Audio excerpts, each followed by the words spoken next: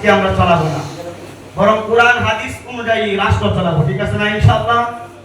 এবং আমরা উম্মতের পিছনে পড়ে মানুষকে আমার পিছনে লালায়িত করার জন্য, আকর্ষিত করার জন্য আমি কোরআন হাদিসকে অপব্যাখ্যা করব।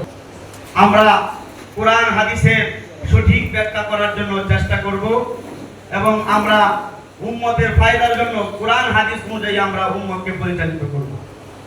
আমরা মাঠে ময়দানে কোরআনের পক্ষে কথা বলতেই থাকবো। যদি আমাকে ফাঁসির কাস্টে ঝোলানো হয়, যদি আমাকে রিমান্ডে নেওয়া হয়, যদি খাব্বাব এবং খুবাইবের মতো, আম্মার এবং ইয়াসিরের মতো, সুমাইয়া এবং বেলালের মতো রক্ত দেওয়ার প্রয়োজন হয়, এরপরও কোরআনের পক্ষে কথা আমরা বলতেই থাকবো। ঠিক আছে না ইনশাআল্লাহ? এজন্য কোরআন সত্য, আমাদের এই কোরআনের পক্ষে কথা বলতে থাকবো, এই সত্যের বাণী পৌঁছাইতে থাকবো। ইত্তেফাকুল ওয়াহিদিন বাংলাদেশ জিন্দাবাদ। আসসালামু আলাইকুম ওয়া রাহমাতুল্লাহ।